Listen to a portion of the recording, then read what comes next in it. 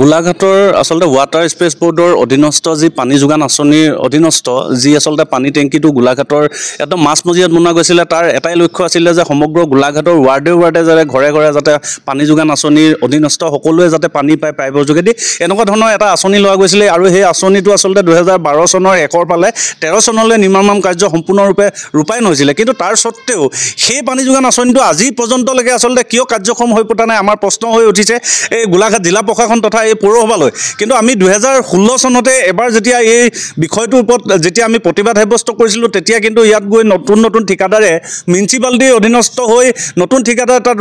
ৰং কৰিছিলে আৰু তাৰ পিছতে কেইদিনমানৰ পিছতে আচলতে গোলাঘাটৰ পৌৰসভা অনুষ্ঠিত প্ৰত্যেকটো ৱাৰ্ডতে আচলতে পানী যোগান আঁচনি মানুহে পাব বুলি কৈছিলে কিন্তু তাৰ সত্ত্বেও আজি 2025 চন পৰ্যন্ত কিয় আচলতে কাৰ্যক্ষম হোৱা নাই আমাৰ আচলতে বুজিবলৈ কিন্তু কোনো কাৰণতে ইয়াত বুজি পোৱা নাই আমি আমাৰ কথা হৈছে যে গোলাঘাটলৈ যিটো এটা উন্নয়নমূলক আঁচনি আহিছিলে পানী যোগান আঁচনি তাৰ কাৰ্যক্ষম হোৱাকৈ আচলতে সমগ্ৰ গোলাঘাটৰ বাকী ৰাইজে আচলতে পানী ভালদৰে পাব বুলি ভাবিছিলোঁ কিন্তু ইতিমধ্যে যদি আপুনি চাই ডিচি অফিচত যদি আপুনি ভালদৰে খবৰ কৰে কিন্তু এতিয়াও আচলতে গোলাঘাটৰ ৱাৰ্ডৰ ঘৰবোৰত আচলতে পানীৰ কাৰণে তেওঁলোকক কিবা এটা মাননি ফাইন কটা হয় কিন্তু তাৰ সত্ত্বেও আজি পৰ্যন্ত তেওঁলোকক কিয় পানী যোগান ধৰিব পৰা নাই এইটো অত্যন্ত লক্ষণীয় বিষয় আৰু এটা কথা আপুনি ভালদৰে চাব যে যোৱা কিছুদিনৰ আগতে CRDF আঁচনিৰ আণ্ডাৰত প্ৰায় 100 কোটি টকা গোলাঘাটৰ পৌৰসভাৰ যোগেদি বিভিন্ন উন্নয়নমূলক আঁচনিৰ কাৰণে 100 কোটি টকা চেংচন হৈছিলে কিন্তু তাৰ সত্ত্বেও সেই 100 কোটি টকাৰ ভিতৰত 9 কোটি টকা আচলতে এই পানী যোগান আঁচনিৰ কাৰণে ধাৰ্য কৰা আছিলে কিন্তু সেই ধাৰ্য কৰা টকাখিনি ক'ত গ'ল কোন ঠিকাদাৰে মাৰিলে এই কথাটো আমাৰ জানিবলৈ মন গৈছে আৰু তাৰ লগতে তাৰ পিছতে অসম মালা আন্দোলনত 105 কোটি টকা কাম আহিলে কিন্তু সেই কামৰ সত্ত্বেও গোটেই গোলাঘাটখনৰ উন্নয়ন হৈ আছে বুলি কৈছে কিন্তু তাৰ সত্ত্বেও এই পানী যোগান আঁচনিটো কিয়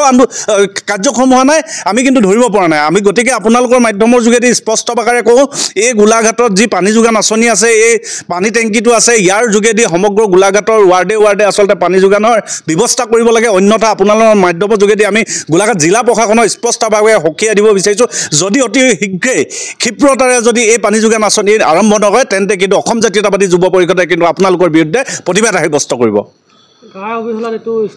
আচলতে ইয়াৰ প্ৰতি গোলাঘাটৰ উন্নয়নৰ নামত বাৰংবাৰ পুঁজি আমন্ত্ৰণ হৈ আছে কিন্তু বিভিন্ন ইঞ্জিনিয়াৰৰ লগত মন্ত্ৰী আমোলাৰ লগত এই বিষয়বোৰ আলোচনা কৰা হৈছে আৰু ইয়াৰ পিছতে বহুবাৰ এই বিষয়টোৰ ওপৰত এই আঁচনিটোৰ কাৰণে আচলতে টকা মোকলাই দিয়া হৈছে কিন্তু সেই টকাখিনি আচলতে কাৰ পকেটত গৈছে কোনোবা ইঞ্জিনিয়াৰৰ হাতত গৈছে নে কোনোবা মন্ত্ৰী আমোলাৰ হাতত গৈছে নে কোনোবা ঠিকাদাৰৰ হাতত গৈছে এই কথাটো কিন্তু কোনো কাৰণতে জানিব পৰা হোৱা নাই গতিকে আপোনালোকৰ মাধ্যমৰ যোগেদি আমি তদন্ত কৰিবৰ কাৰণে আহ্বান গোলাঘাট জিলা প্ৰশাসনক আৰু